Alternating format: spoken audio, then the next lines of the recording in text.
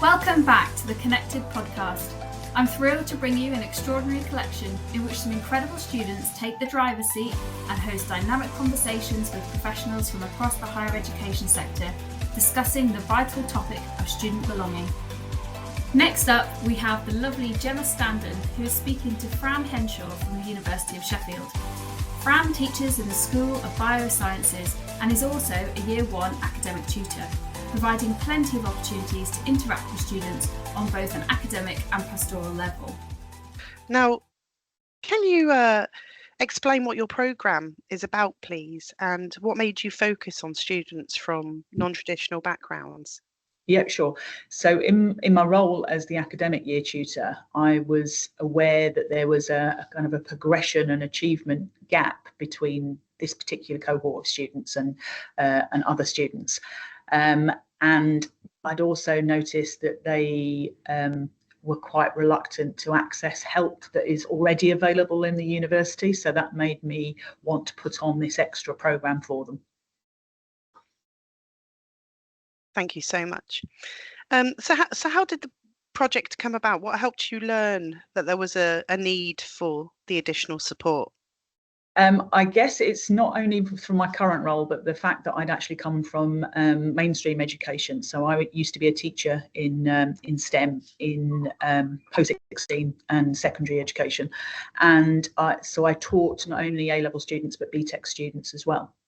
And the cohort that I'm talking about with this project were largely BTEC students, but also Access Foundation year students, students who'd come through non-A-level routes, if you like. So I understood the qualifications that students were coming with, and I understood that there may have been a range of other factors that were affecting them, if you like. And also, I understood that they might feel a little bit like imposters because I was meeting students on a regular basis. So anybody who was, having challenges or issues at university, they would invariably end up speaking to me at some point. And similar issues were coming up again and again and again. And not only academic, but pastoral and feelings of isolation, things like that, they were reporting. But on the academic level, what I would often ask them is why they hadn't accessed all of the support that is on offer here. So that we have a lot of support. We have a dedicated academic study support centre, and although it's literally on campus across from their building, they weren't accessing it. So with kind of my experience from before and what I was experiencing here, I decided to start the programme. Excellent. So, as you've already said, uni can sometimes feel a bit isolating, particularly for non-traditional students. How did the weekly sessions help students feel more connected and part of an academic community? So we very quickly, so I ran it with a colleague as well, because we're talking about quite a large cohort. So I think it needed at least two of us, and we had a teaching assistant too. But one of the things that we wanted was for the students to feel like they had their own community. I think there's a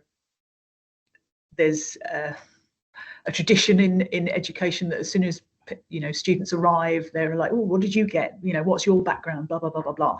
And these particular students, I think, felt on the back foot when they were saying that they had a BTEC or a foundation year or an access course or whatever, and were feeling a little bit exposed and isolated. So I wanted them to feel like they had a community of their own to increase belonging and have peers that they could study with. That's what we hoped, and feel less isolated. So that was the reason that we set up, or part of the reason we set up the scheme, but also to give them identifiable people on their course, because we have a large programme in biosciences, and it's fair to say you might never discover somebody who came from a similar background. So by getting them all in a room together on a weekly basis, that was one of the aims.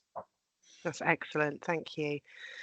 So what role does peer interaction or shared experiences play in the sort of creation of sense of belonging in your program? Well, I think it's really important. It was one of our main aims. So we were quite directed in who we got to sit together. So we have 4 degree programs, and we would either put them in the degree programs, within the cohort, or we would put them in module specific groups so that they knew that they were working to a similar end with their peers. And it encouraged peer interaction. We actually got a couple of study buddies groups together, and it's something that happened anecdotally. We were hoping it would, just as a side effect. But when we run the program again from this September, we're actually going to construct those study buddy groups and make sure that they have somebody almost from week 1, because they're so effective. That's excellent. Please let us know how you get on with that. I'd be really interested to hear more about your study buddies. So in terms of the student feedback and impact, did the students share how the programme changed the way that they approached their studies or university life overall? Yes, well, so we got feedback at several points. It's fair to say I didn't get a huge return on my survey, but I guess that was expected. So we took feedback at a couple of points. The end of semester 1 time point, they did report that not only were they building academic skills, but a sense of belonging had increased, and as well as feeling more comfortable on their course, which was a really nice thing to hear from us. We felt it was really important to get student feedback because the small group of teaching group, we felt that what we had planned was right. But you never really know if it's right until you know what students think. So actually, there was a bit of feedback halfway through from one student who said, essentially, there's more than one way to skin a cat, because we were teaching one way to study because we had 1 hour each week, and that just teaching one way to study was enough. And it was a fair comment, the students' comment. It's fair, there is more than one way to study. And what we were able to say is, you're absolutely right. There is more than one way to study. We have an academic skills centre. If you want another way, please go there. But this is what we're going to try and support, because we know that this is an effective way, But yeah, we did get feedback from students, and largely it was positive. Even critically positive like that. Yes, absolutely. And again, these kind of comments help us grow, right? Yes. So that's great. So was the feedback something that helped you know what was working with the project? Was it relating to the grades or other signs as well around their progression? Yeah, everything really. So we did, grades wise, we did see a positive impact after the first January cohort, and we were pleased about that. But one of the main aims was making sure that this particular group of students wasn't feeling isolated. And I think we've had a very positive effect in that. So again, we had increased attendance, we had increased engagement. We certainly had students reporting that they were accessing other support, which was one of the things that we really wanted to encourage, because I said, we have a lot of support here. But this particular cohort, for whatever reason, plethora of reasons, is reluctant, or has been reluctant, to access that support. But I think just having a network of people and some very approachable staff members, that helped to encourage them accessing support as well. So I think that, yeah, we were quite happy with what students were reporting to us. Excellent. That sounds really fantastic. So you've mentioned this around the sort of accessibility and that the people that have engaged with your programme have sort of improved. But what other kind of support alongside this did students need to take part in the programme were they approached by staff? And was it easy to fit in with their other commitments as well? Yeah, I wanted it to be to not be onerous. I wanted it to fit into their normal program. So I actually I have to thank our timetabling team. I actually got it on the timetable in the normal course of the day. And the only thing that we didn't manage to get, and that's because we were literally giving, you know, one-to-one help a lot of the time. We didn't have it recorded. Because most of our sessions are recorded here so that students can return to it. So I'm very mindful that, you know, if there were students who had other commitments and perhaps weren't on campus, it was still quite challenging to access. But yes, it was timetabled during the day between other sessions. So if they were on campus, it was very, very accessible. Leading on from that, and the kind of the current iteration, what we've done is recorded very short videos of us going through the material and the recipes that we came up with, and we have those on our virtual learning environment. So even if we do have students, you know, with accessibility issues or not on campus all the time or working remotely, they can still access the program. Fantastic. This is a bit of a hypothetical question potentially, but would a program like this have helped you if you were in a similar position to some of the students that are starting uni now? Definitely. I actually did start university as a mature student and went through, you know, the soul searching and nasal gazing that you do, and probably came up with, you know, a similar system by my third year in order to pass my degree.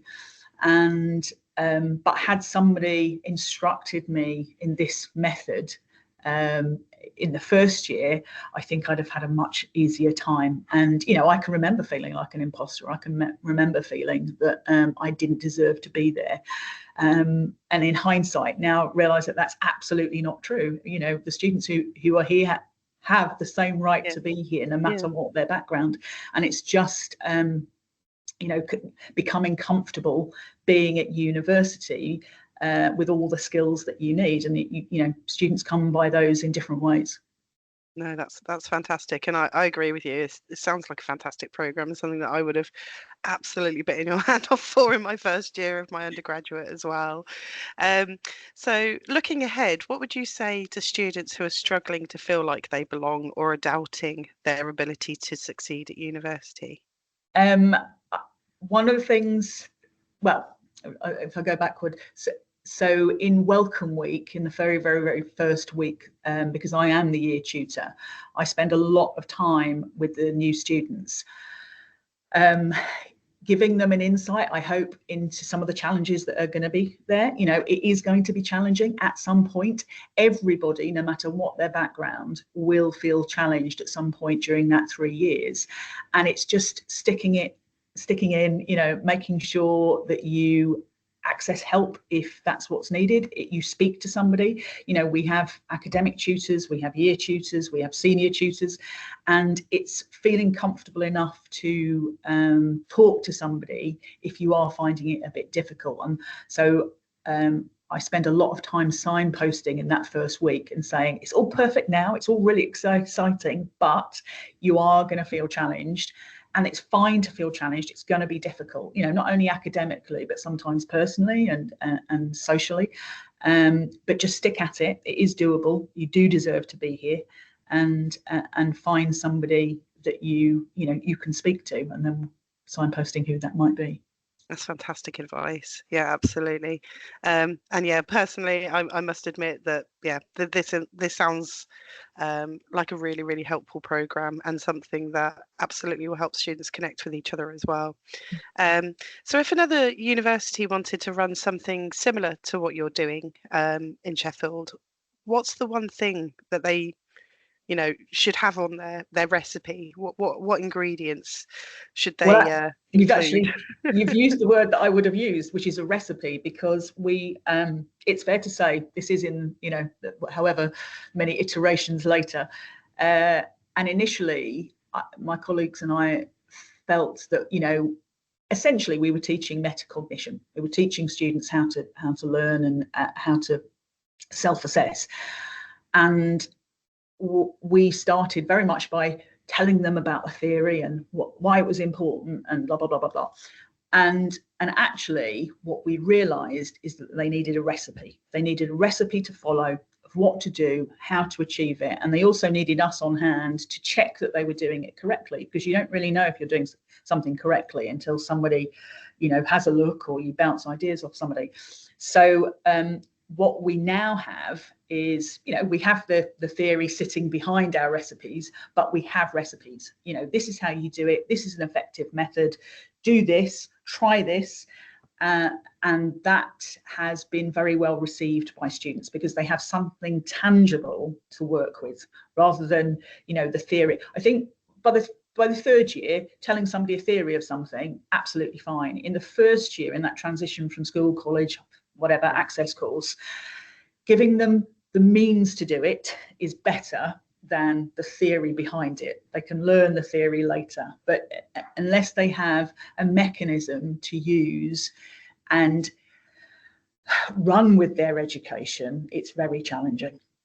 Yeah, I completely agree with you. And thank you for sharing that. And thank you for your time today. It's nice to speak to you. Thank you for listening to the Connected podcast. If you enjoyed this episode, please check out the rest of our extraordinary Voices of Belonging collection and stay connected.